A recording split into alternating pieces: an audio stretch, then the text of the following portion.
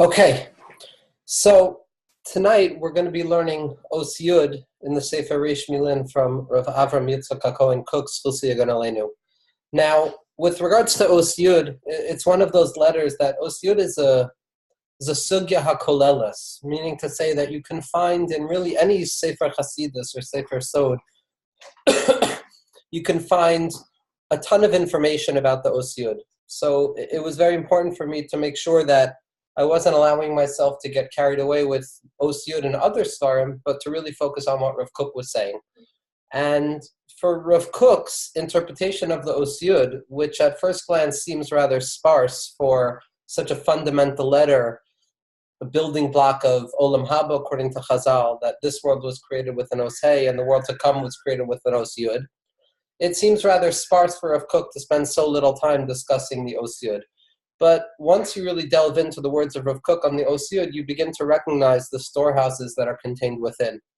Now, one of the exciting things that happened this week for me was that I really was having a relatively difficult time understanding the value of what Rav Kook was saying in Os Yud until after Tisha B'Av I decided to take the Rebbe Rashab's Hemshech Samech Vav off of the shelf, and I looked in the Mafteach to look at what the Rebbe Rashab would say about Os Yud, and I found on Daf Taf Tzadi and Hemshech Samech Vav, which deserves a shir in its own right, the value of Hemshech Samech Vav, one of the more fundamental svarim of Panimius HaChasidus around. And what I found on Taf Tzadi and Taf Tzadi Aleph was so overwhelming to the extent that it's as if him and Rav Kook were speaking on the same wavelength. Now, tzaddikim very often discuss the same exact thing, unbeknownst to one another, but here, in my opinion, it's nearly impossible to understand the value of Rav Kook's words without the Rebbe Rashab's words, or the Rebbe Rashab's words without Rav Kook's words. And what it brought to mind to me was the beautiful teaching from Rabbi Nachman, that there are certain tzaddikim who bring up certain ideas, certain kushiot, certain questions about spiritual ideas, theosophical ideas, and they leave them without answers. And their questions, in a certain sense, are written in the sky, waiting for other tzaddikim and other generations to come and answer up those kashios. And the tzaddik, a few generations later on, through his teirutz, is answering up a kasha of a tzaddik a few generations prior. And through this transgenerational question and answer between Tzadikei Ha'olam, what we have is a sefer written in the sky, Rav Kook, Rabbi Nachman writes, and that when you find yourself without a sefer, Kavyachol, it's important that a person recognize that they can learn the sky, that they can learn Metzius itself, because Metzius is made up, if you will, of unanswered questions and unquestioned answers of tzaddikim throughout different generations. Now, it's difficult to really pin down what the relationship with Rav Kook was with particular trends in Chabad Hasidus, although it's very clear from Rav Kook's autobiographical and biographical writings that he was deeply inspired and rooted in Chabad Hasidus, especially from his mother's side. But nevertheless, there's a direct connection between what we're going to see in the Rebbe Rashab with regards to the Os Yud and what Rav Kook says with regards to the Os Yud. But before we get into Rav Kook, we're going to have two basic introductions that are necessary to understand the value of the Os Yud, especially as it comes after the Os Tes, because like we saw last week in the Os Tes, what we have in the Os Tes is the collection of all of the particularities of existence. That by the Os Tes, by the Yesod, by the Tzaddik, we come to the limit of the individualized and particularized fractured aspects of existence, ready and primed to be unified within a whole that is greater than the sum of its parts.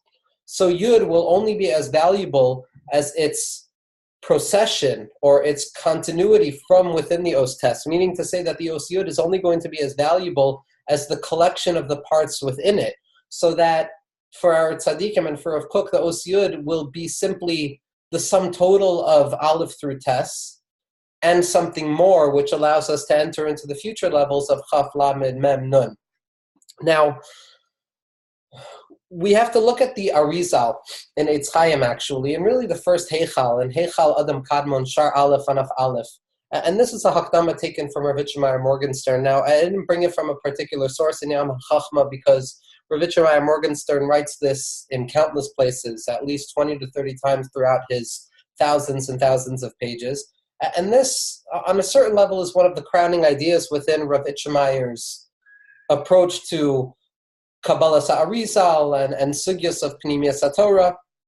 Now, for Ravitchemeyer, what we're going to find is a real expression of the ideas described in Os Aleph, which was the idea of Rabbeinu Azriel of Gerona, and then expressed in the Arizal, which is that the reason for HaKadosh Baruch Hu's creation of the world was not in order to be mative to his followers, not in order to give good and bestow good to those who serve HaKadosh Baruch Hu, but rather to disclose the capacity of limitation, this ability of the infinite to manifest itself within limitation, within the finite realms of existence, so that HaKadosh Baruch Hu Kaviyachol could show that infinity does not need to simply exist within the confines of infinity, but rather it can exist within limitation as well, thereby enlarging and emphasizing the unity of HaKadosh Baruch Hu, that he can not only manifest in unity within Ein Sof, but that HaKadosh Baruch Hu could manifest in unity within limitation as well.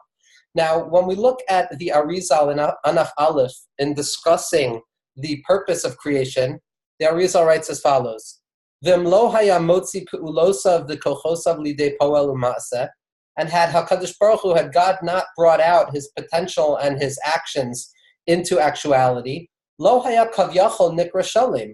God, so to speak, again, softening the ideas here, because we're not talking about God ba'atzmu, so God forbid, but had God not expressed his potential within actuality, then HaKadosh Baruch Hu would not have been referred to as shalim, as perfect, lo b'pe'ulosav, not with regards to his actions, v'lo b'shemosav, and not with regards to his names. Ki hine Hashem hagadol, the large name, the Shem Ha'etzem, the name of Hashem, the Havaya, the Yud Kei Vav Kei, the Tetragrammaton, which we discuss and describe in all the Rishonim and all the halachic svarim as the Shem Ha'etzem, which cannot be erased, but which can still not be expressed verbally, but can only be expressed in its linguistic casing, which is the Shem of Adnus, or Aleph Daled Nun Yud. Shehu Shem Ben Daled Osios Hey Vav Yud Hey, which is Havaya, which is Yud Kei Vav Kei. Nikra Kain, and where does the Shem Havaya come from, according to the Arizal? Nikra Kain al Hora'as Havyato Hanitzchis B'Kiyumo La'ad. The Shem Havaya, which has the same definition as existence, as Hove, as presence, is actually described on his perpetual and infinite existence and his infinite continuity. Haya Hove V'Yihiyeh. It was, it is, and it will be. And the Arizal says something profound here. He says, Terem Habriya, Bizman Kiyum Habriya, Ve'acharei Hishafchu El Mashahaya. Now, the Arizal is saying something profound here. He says, the Shem Havaya is based on the words Haya Hova V'Yihiyeh, was, is, and will be. And that describes Hashem's presence before the world was created, Kodem Shenever HaOlam, Bizman Kiyuma Shel HaOlam, as the world is created in the present process of history, the Acharei Sheneshapech Lema Shahaya, and describing the future of that which will be after it reverts back to that which was. So the Shem Havaya is comprised of the three temporal stages of past, present, and future. But for the Arizal, it's not enough to say that Hove is future, but rather it is a future that is a future that is expressed simply when it reverts back to that which was. Mashe Yihiyeh, that which will be, Acharei Sheneshapech Lema Shahaya, after it reverts back to that which was. And Ravitchemeyer, in the name of the Leshem and in the name of different Mikubalim, asks a simple question.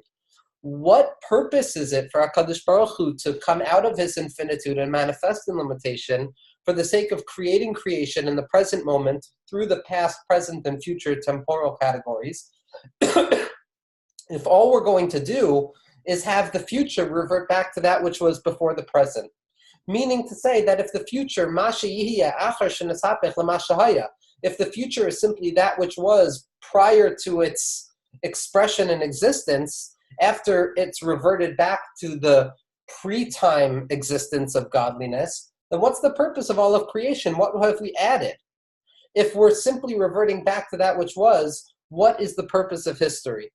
And Ravitchemeyer says expressively and explicitly in multiple places that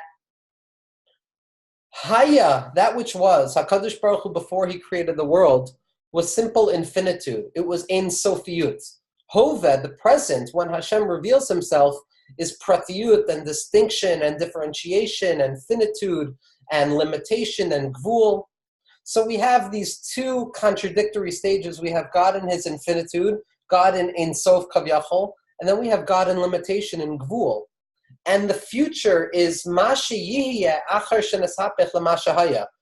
revelation of the Kedushas HaYichud, the great level of unity that HaKadosh Baruch Hu was able to disclose by revealing that even after the manifestation within limitation of history, within the Hova, within the Pratiyut, within differentiation, everything will revert back to that which was. But now when we revert back to the beginning, we are endowing the beginning with a newfound ability of HaKadosh Baruch Hu to manifest himself within limitation. Meaning to say, at first there was Ein Sof, and that was not a Chiddush because there was nothing distinguishing itself. There was no differentiation forcing Ein Sof to show its strength. Then comes Tzimtzum, then comes limitation. Only after limitation is shown to be part and parcel of infinitude can we now come onto a deeper level of Kedusha, a deeper level of unity, which shows that HaKadosh Baruch Hu can not only manifest himself in infinity and Ein Sof and in the time before creation, but when creation finishes its process, it reverts back to that which was before creation to show that the infinitude of HaKadosh Baruch Hu contains within itself the capacity of unlimitation and limitation as well, and both of them are unified in that space. Both of them are contained within the Koach HaPela, the wondrous capacity of HaKadosh Baruch Hu to show that infinity can manifest itself in limitation as well as unlimitation, so that even darkness and even measure does not distinguish the infinite power of HaKadosh Baruch Hu. So we see from Rav Itchemeyer in multiple places that the tachlis of the Bria is to allow history to play itself out with all of its differentiation, with all of its smallness and brokenness, and all of its present suffering and difficulties, and to show that HaKadosh Baruch Hu is there in each and every moment, to show that that pratiyut and that brokenness was part and parcel of HaKadosh Baruch Hu's capacity even before the beginning. That history has a purpose. The purpose is to show that even within limitation and even within suffering and difficulty and distinguishment and differentiation, the light of unity shines forth. Now, the reason I bring this first introduction from Rav Itchemeyer is because we're going to see by the Os Yud, which after the process of Aleph, Beis, Gimel, Dalet, Hey, Vav, Zayin, Ches, Tes, after all of the particularization of being, after all of the individualized and particular stages, from the infinite capacity down towards the test, which is the containment of all the pratiyut together, particularization in its fullness, we return back to the yud, which is a return back to the simplicity of the aleph. The yud is a return back to that unified wholeness, but it's not simply negating the differentiation of bays and the multiplicity of bays through tests, but it's rather returning back to the aleph and showing that Aleph contains within itself all of this pratiyut. Yud is the disclosure, Yud is the revelation that within the unity we contain all of the multiplicity, all of the differentiation, all of the distinction, to show that there's really no difference between unity and brokenness, because both are expressions of HaKadosh Baruch Hu.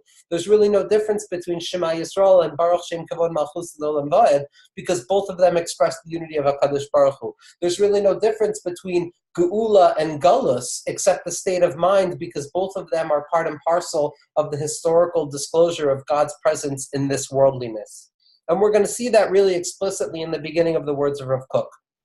The second introduction that I want to give in order to understand the words of Rav Kook in Os Yud is the idea that Yud, as is described in the Arizal and as is described really in the Zohar HaKadosh, is representative of the idea of Chachma.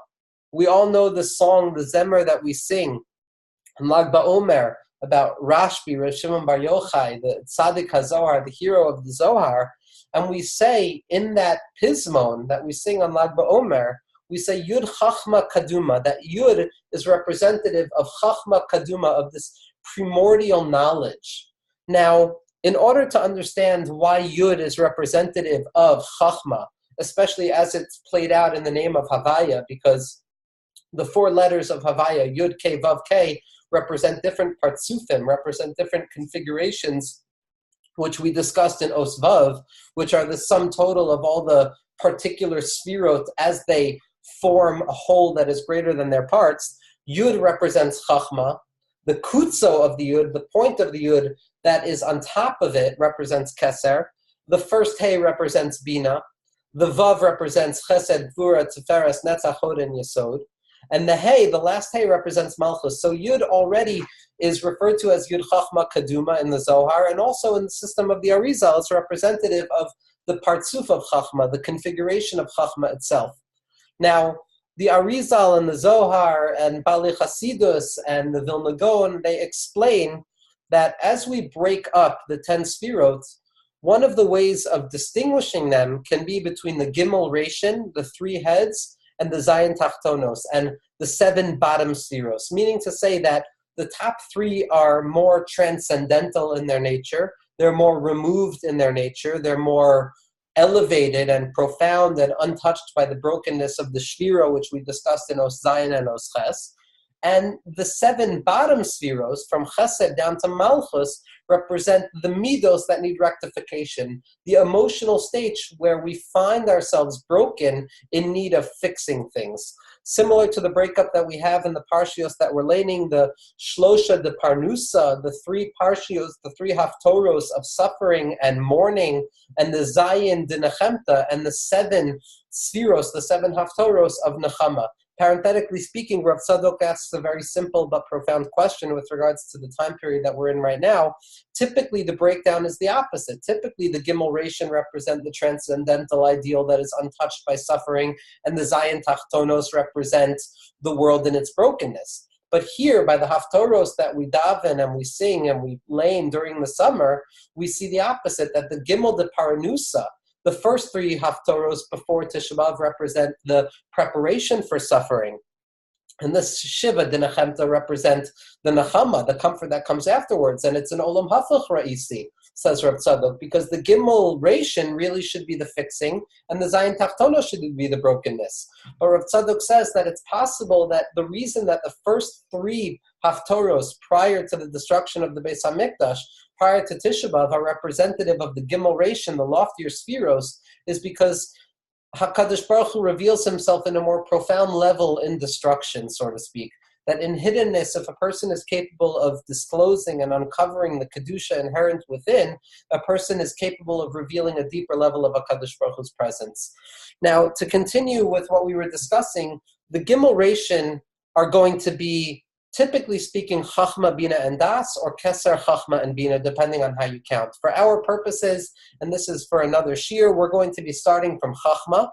Now, we're going to look at the Gimel Rishon as Chachma, Bina, and Das. When you count Chachma as the beginning, you don't count Keser, because Das, knowledge, which is the synthesis of Chachma and Bina, these 2 opposing epistemological states of consciousness, you don't talk about Keser, because Das is really the panemius of Keser, as the Zohar describes and as the Arizal describes.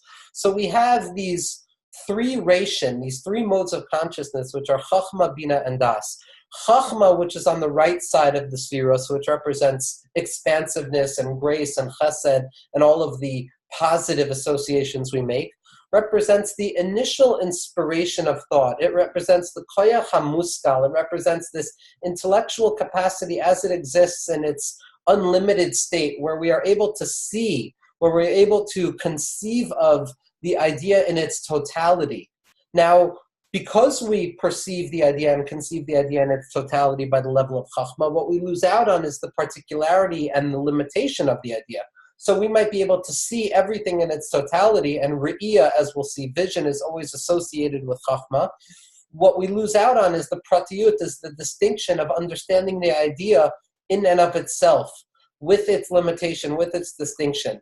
Now, in order to allow that initial koach ma, that initial burst of something, that initial burst of inspiration of Chachma, we need to come on to Bina.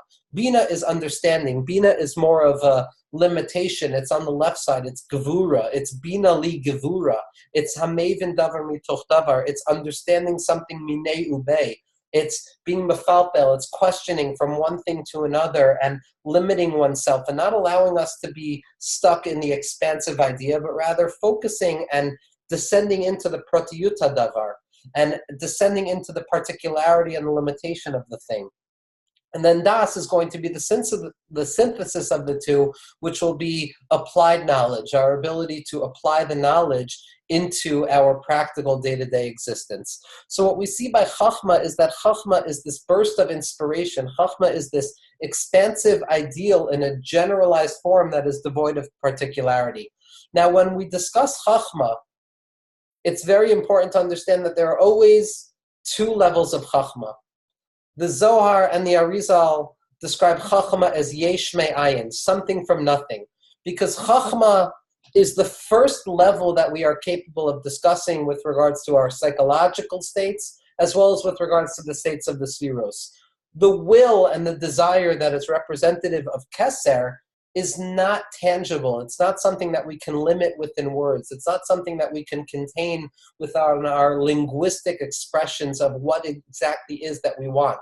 As the Balatanya says so beautifully so often, that ratzon, or will, is simply because I want it. Ein tam l'ratzon. There's no particular reason to apply for why I want something. At the end of the day, if I want it, I want it. I don't have to be able to apply a particular reasoning to it. Chachma is the first instantiation of knowledge. It's the first instantiation of reasonability, where we can actually express and put to words what it is that we want.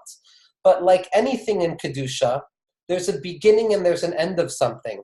Chachma is made up of two parts. The first part of Chachma is more related to its source, which is Keser, the nothingness of Chachma, if you will, that birth of the idea before it actually germinates into something that I can capture in words. And then there's the lower level of Chachma, which is the Chachma that applies itself to Bina, which is what I can actually convey to myself. Whenever I have a first muskal, whenever I have a first idea, there is something ineffable about it, because it just happens, it's yesh me'ayin, I can't put words to it. And on the other hand, there's a part of that chachma, there's a part of that ideal, which is something that I can apply verbiage to, something that I can express to the point that it actually has a relationship with Bina of understanding, which is already the differentiation of the idea and something that I can begin discussing. So for Rav Kook, and as we'll see in the Rebbe Rashab, the Yud is always doubled. The Yud, which is representative of Chachma, has two levels to it. Now, the two levels that we're going to find in the Yud are the Yud in its Nekuda form and its punctiform form, the small point which is expressive of nothing other than itself. As the Tzadike Vilna, the Talmidim of the Vilna Gaon always pointed out, Rav Menachem Mendel Mishklov in particular, that Yud is the same osios as Dayo, which means ink. That the real true nature of the Yud is simply a point, not even the letter of the Yud, it's a point. And the reason that Yud and Dayo, Yud and ink have the same osios is because you cannot write anything without a Yud. You cannot begin to write any idea or any letter without first and foremost creating a drop of ink. That contained within each and every expression of thought is this instantiation of the Nekuda HaPnimis, this tiny point that contains infinity within it. The Yud in its smallness, the Yud in its minimality, in its minimal form, is irreducible. It is that expression of Kedusha in its fullest state, in the lowest, smallest, most minimalized possible form in which it can be expressed. It is the Yechida, it is the Pintele Yid. It is the Pintele Yud, if you will, that no matter what is erased, all of the expressions and all of the levushim on top of the Yud, on top of that Nekudos Dayo, can be erased, but you cannot erase the irreducible, the unerasable point that exists no matter what. That is the Pintele Yid, that is the Nekudas HaYechida, that is what we describe when we describe the Yud. Now, there is the Yud in itself, and then there is the Yud in its expansion with its Miloi, because when you look at Yud, the letter Yud is spelled out Yud Vav Daled. So there is the Yud without its expression of the Vav and Daled, which spell it out, and then you will have an expression of the Yud as it expresses itself to Bina, as it becomes something that is capable of expression, which is when Yud is spelled out, Yud Vav Daled.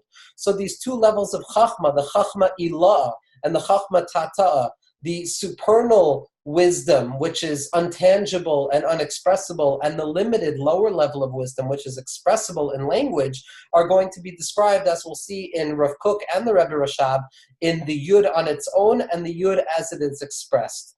Now, I want to first and foremost look at the words of Rav Kook, and then we're actually going to come on to the words of the Rebbe Rashab to show how profoundly appropriate they are with regards to what we're discussing. So when we look at the words of Rav Kook on the Os Yud, we're going to begin as follows. Hamispar b'shleimuso, the number in its fullness, meaning to say, after Aleph has moved through Tes, after all of the Pratiyut have expressed themselves from 1 to 9, we return back to the ideality of quantity, which we've discussed in the Os Vav, discussing the distinction of quantity and quality that Rav Kook utilizes so often.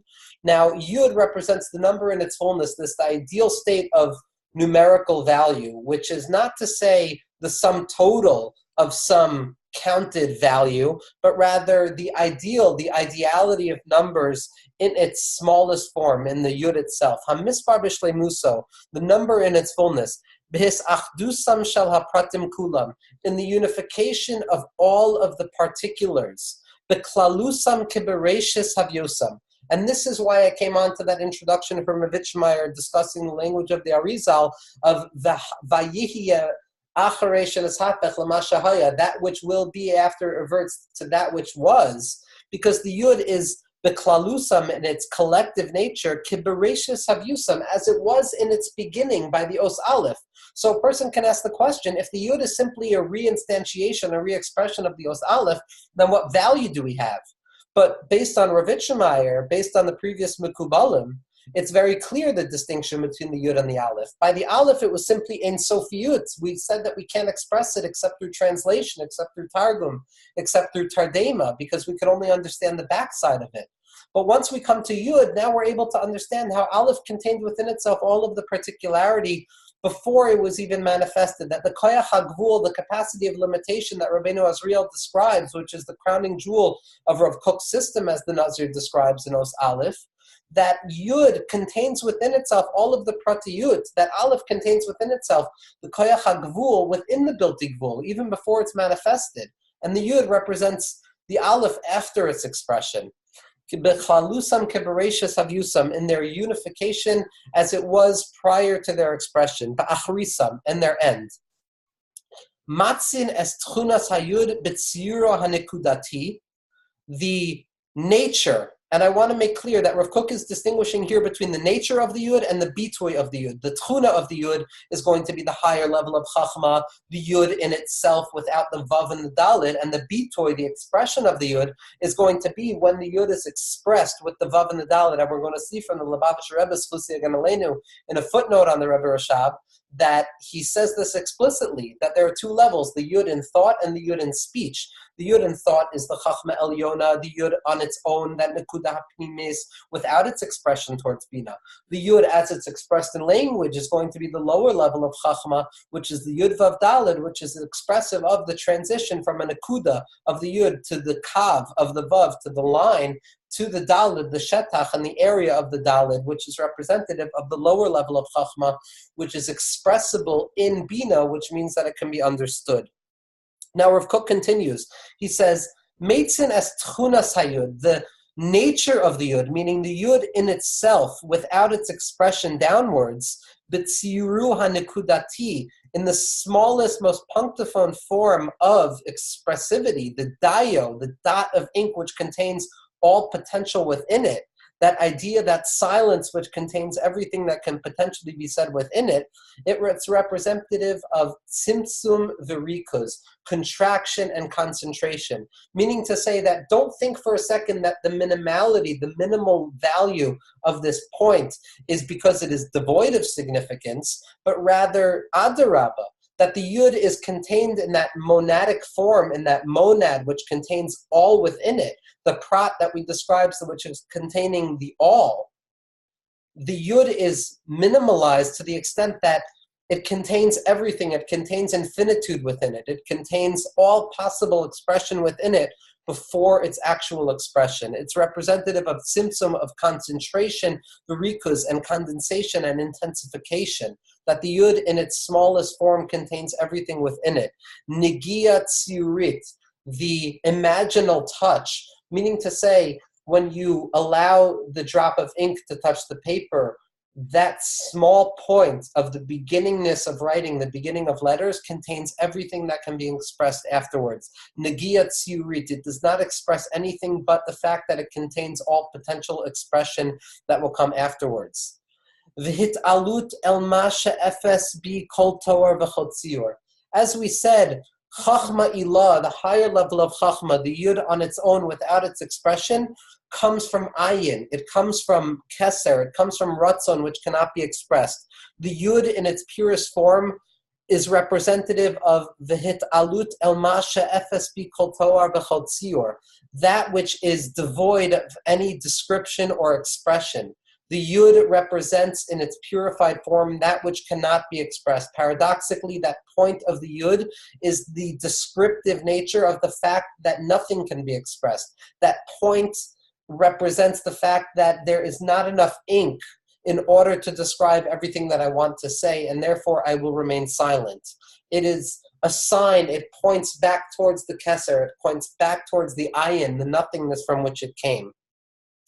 V'hatzior ba'atzmo, and here we're still talking about the higher level of Chachma, the Chachma ilah, the first part of the Yud, devoid of its expressivity in the Miloi of the Vav and the Dalid. So we're talking about the Nakuda point of it. It represents the Hatzior ba'atzmo, and this point in and of itself, hurak demus afisas ha'akara.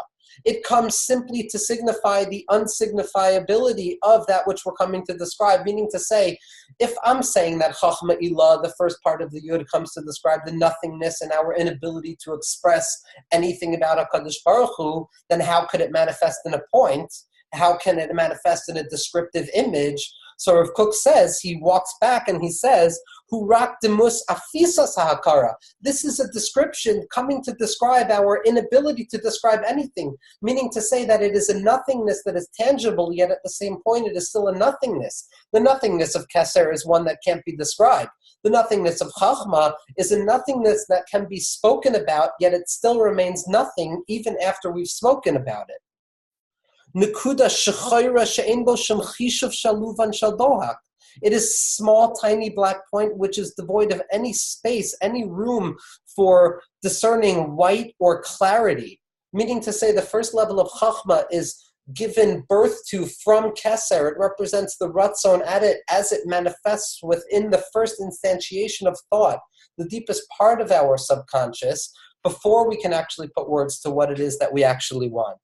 Zehu ha'otzer ha'nishkav shekoach hayad ha'poeles. And here Rav Kook is utilizing the word yud, the os yud, to be representative of the idea of the hand, of the yad, which is representative, as we'll see in the koyach, in the os of kaf, which represents the palm, the kaf, the yadayim, that the yud represents the hand. V'hamshach zehu ha'otzer ha'nishkav shekoach hayad ha'poelet mitmala begino ka'otzer ha'chayim. This koach of the yud, this first part of the yud, the chachma ila'ah, the yud devoid of its miloi, the yud devoid of its vav and its dalit, the chachma before it actually manifests in anything that we want to do, the intuition that we feel before we know what we're feeling, the pangs of hope that we feel before what we know what we're hoping for. That is representative of what the hands of life will come to express later on. That all of our experiences and all of our thoughts and all of our words and all of our actions are simply coming to be magvil, simply coming to limit and express in that limitation this yud chachma kaduma, this point of primordial knowledge which was devoid of any limitation or particularization. Now Rav Kook is going to start discussing the second point of the Yud. And again, this would have been impossible for me to understand had I not come upon B'siyata D'Shmaya, the words of the Rebbe Rashab, which we will see afterwards. Now Rav Kook is going to describe the second part of Chachma, the Chachma Tachtona of the Yud, the part of Chachma that expresses itself within Bina, the part of Chachma which can be captured in language, which can be captured in understanding, because now we're talking about the Miloi of the Yud, the Vav, and the Dalet, the expression from the point of the Yud to the Vav, which is the elongation, the Kav of the Yud itself, and then the Dalet, which represents the width and the length of the Vav. So the Yud, the Vav, and the Dalet represents a processional order of expressiality, of expression in space, from the point to the line to the shetach, to the space itself of measurement. So we're going to see how this is representative of the second level of Yud. Rav Kook continues, the Hamshachas HaTnuva HaElyona, and the expression and the drawing down of this elevated storehouses of plenitude, the Tenuva, Shemavtees Es HaBitui Shel HaYud. Now we're talking about the expression of the Yud. And when I express Yud, I cannot do it without expressing the Yud with the Yud, the Vav, and the Dalid, which already represents its procession downwards towards limitation. Habitoy shel hayud, hanakuda, hakav, v'hashetach, the point, the ray, and the shetach, the area, the nakuda of the yud, the elongated line or the ray of the vav, and the dalid, which represents width and length. Now, I don't have enough time to discuss it, but nakuda, kav, and shetach is an idea described in the Arizal and in the Shlah HaKadosh and in the Alter Rebbe in multiple places as the three basic formidable spaces of space as it expresses itself into geographic locations. That first you have a point, then you have a line, then it opens up into an area, but we're not going to discuss that at length because Rav Kook doesn't make too big of a deal of that. Shehem mitgalim behadarga, they express themselves in gradation. So now we have the yud expressing itself in levels of value. B'havta'as hayud, in the expression, in the enunciation of the yud, b'hitgalmut mavta'o, in the expression and the manifestation and the crystallization of its expressivity, al yidei hayud, havav, v'hadalid shabo, the yud and the vav and the dalid which spell out the word yud. Morim, what these show is shaholchim hatzlurim po, v'nikshim kvar lahaglamas ha-mif'alin, that the original part of the yud, which remained unexpressive in its point, in its limited form that contained infinity in it, we now see that the yud, as it's expressed, already begins expressing itself in limitation. Litzirot mafilot, to expressive activity. Hamizdrachos mitoch hashiguf hamupshat hanishkav v'ha'elyon mikol ra'ayon, which are drawing themselves down from the elevated level of the yud, from the ayin to the yash, from ain to yesh, all the way down towards the chachma that lends itself to expressivity and understanding in bina. Rav Kook continues, ha'asta'afut lo ba'a ad hatzior ham'ukav. We don't have in the yud, all we have in the yud is the point, the line, and the dalid, which is representative of length and width, but it is not the cubed form. It is not the full manifestation of space. Why? Because Chachma still remains ineffable. Even the second part of Chachma, even the Chachma Ta'ata'a, even when Yud is expressed, Yud Vav Dalid, it still remains ineffable. It is an understandable level of nothingness, yet it still is an aspect of nothingness, meaning to say that until we come to Bina, until we come to the Hay of the Shem Havaya, we don't actually have anything tangible with which we can discuss. But the spark of knowledge, in spite of the fact that it is already giving birth and making space for that which will come afterwards, nevertheless, even though it expresses itself in the Yud, the Vav, and the Dalid, the point, the line, and the space, it nevertheless remains devoid of mu'ukav, of cubed space, of actually becoming a limited form. Ki'im amda al hagvul shel hashetach. It stands at the limit of the shetach. It stands at the limit of measurability. Lahodia, in order to show us kama ramu v'shagvu orchos hamifalim, how great and elevated and transcendent are the pathways of activity. Behayosam ovdem b'shiguvam ha-tzurati asher b'ha'amadasam haruchanit. How lofty chachma is as it stands in the yud form of its expression prior to the manifestation in bina, prior to the manifestation in gvura and limitation, that in spite of the fact that we're still talking about the secondary lower level of yud, which spells itself out in yud vav dalid as is expressed in space, nevertheless it is still profoundly transcendent to the limitation that we experience. Rav Kook continues, Ki kol hagvala chamris l'tagabo. All physical limitation doesn't touch Chachma. Chachma is everything. The Balatanya in Parak Yud Tes, the Rebbe Rashab in multiple places, the Rebbe Rashash, the Rav Shalom Sharabi, and not the Rebbe Rashash, the Rashash, Rav Shalom Sharabi describes in multiple places that our only expressivity, our only ability to connect to Ein Sof Yud is through Chachma, through Koach Hama, through the question of what are we, through that question of Bittul. That Chachma represents the interface between Ein and Yesh. It represents the interface between something and nothing, which is why it's doubled, which is why it has the elevated form, which is more related to Keser, and the more limited form, which is related to Bina. There's so much to discuss on this os, and I'm rushing in order to hopefully get to the Rebbe Rashab. But we're going to see this idea is expressed in Kaf later on. Rav Kook finishes off. He says, Ki kol hagvala chamris lo tigabo, no limited form of measurement will touch it, ki ela b'maga hayoter dak b'kalush, except through the most minimal and weak form in which the lower level of chachma, as it is expressed in the yud vav dalit of the point, the ray, and the space, as it expresses itself in Bina. Hamitkarev ala havaya hamugshamas shetachtea hirak hashitchiyat hagvanit. That Chachma's relationship with existence that is limited afterwards is simply the idealized form. It is not expressed within existence. If Chachma was expressed within existence, everything would be reverted back to nothingness. So what Rav Kook is saying here is that Chachma remains in limited existence as it is expressed later on in Bina, yet it is untouchable and unfathomable. Shemara ha'ayin, the vision of the eye, and here Rav Kook is utilizing the imagery of the Zohar, which the bas ayin, the smallest point of the eye, the black point of the eye, is represented as of the yud, the small minimalized form that contains everything within it. Only the eye, the Riyah of Chachma, is possible of discerning, of revealing how Chachma can be found within limitation. Aval lo tfisa sayad. The hand can't touch it. We cannot show in this world how Chachma is present, because that would either result in the failed form of pantheism, of equating existence with godliness, God forbid, which our tzaddikim came to fight so strongly against, or it would be nullifying existence back to nothingness in Bittul HaMetzias, which would negate the entire purpose of what we are coming to do, which is express godliness and limitation. Now, very quickly, and I will not be doing service to it, I want to show how this is found profoundly in the words of the Rebbe Rashab, in a way that is, in my mind, nearly miraculous, that these two tzaddikim who really had nothing to do with one another, especially their thinking, at least explicitly so, are saying the same thing. In the Bechina of Trei Nevi'im Misnavnim B'Lashon Echad, that two Nevi'im are prophesizing in the same language. Now, and I'm not going to have enough time to express this, but if anybody's interested, they can let me know afterwards.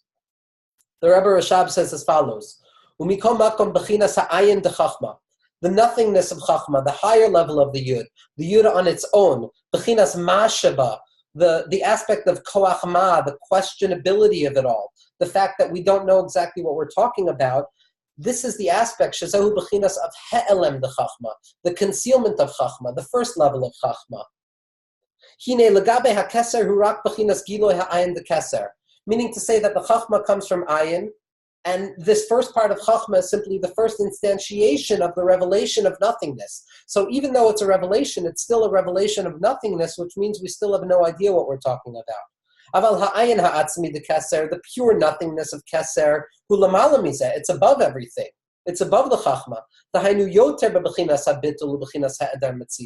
It's more in the aspect of nullification and the absence of existence. And here the Rebbe Rashab gets into it. Chachma is represented in the letter Yud. The Hayud and the Yud, Hagam Shehu Nakuda Lavad, even though it's only a small point, Mikol Makom Harehu B'tzior Os Al Kol Panim. Nevertheless, it's still the expression of a letter. V'yeshbo is a shetach, and it has a space. So it's nothing, but it's something at the same point. It's yesh and it's ein. Tehine aval nekuda levad lo yud. But the Rebbe Rashab says here, a pure point, a point in its simplest form, is not a yud, because the yud already is a letter. Hare ein bo shum shetach klal, but the nekuda, the pure point in its minimalist form that contains everything within it, has no expressivity, like the kutz of the yud. And the Rebbe Rashab continues, and he says, how do we unify these two opposing ideas that on the one hand the Yud is expressive of space and a letter, and on the other hand the Yud is expressive of the Nakuda, which is devoid of any expressivity? So the Rebbe Rashab says as follows. He says, Yesh Lomar, we can say, Deba Os Yud Yesh Beis Inyanim, that by the Os Yud there are two ideas. Ha'alif, Os Yud im Hamiloi Shalo Vav Dalid. Hainu Bechinas Kav V'Shetach HaKlulim B'Nekuda Yud. On the one hand, there's the lower level of the Yud, which is the Yud as it is expressed, as it is spelled out, Yud Vav Dalid, which is Kav and Shetach, and the space that it will give birth to afterwards contained within it. Hainu Bechinas Chitzonius HaChachma, the lower level of Chachma, HaShaycha El Habina, that is shaykh to bina, v'yavo lidei giloi b'hasaga de bina, and eventually it will be expressed in an understandable way in the limitation of bina. Ki inyan kav v'shetach, because the aspect of the kav and the shetach, the vav and the dalet of the yud, the birth of space, hu b'chinas giloi, it's the aspect of revelation. Ulezos, and with regards to this level, the lower level of chachma, gam b'chinas ha'chachma shu b'chinas ha'elem adayin. Chachma, even though it's still concealed, mikol makom, nevertheless, harezeh bali de giloi bebina b'chulei. Nevertheless, in spite of the fact that it is concealed in the Yud Chachma Kaduma, this is the lower level of the Yud, which is the Chachma Tata'a, which is expressed in the Yud Vav Dalid, and it comes to be revealed eventually in Bina, and this is the aspect, V'zehu b'chinas Chachma HaGaluya. This is the aspect of the revealed Chachma. Al derech mashal, says the Rebbe Rashab, Seichel Galui, a revealed idea, even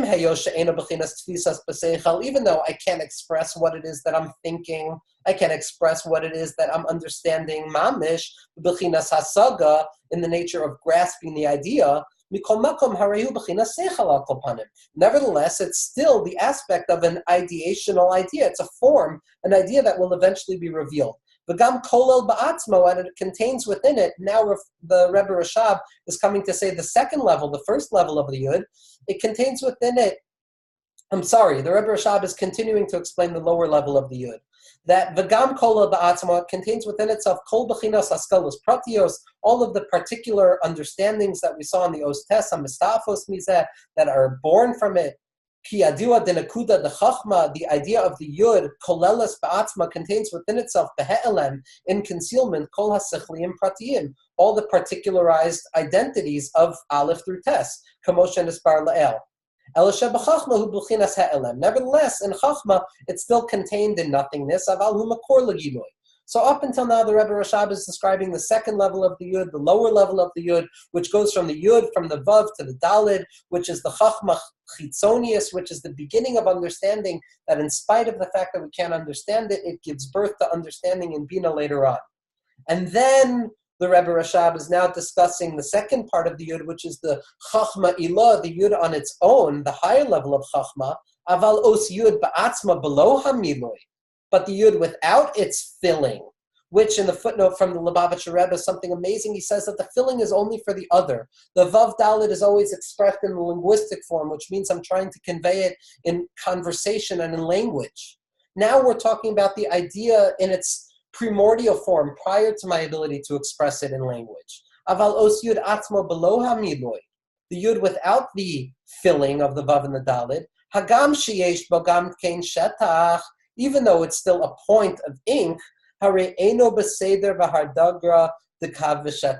no process of expressionality.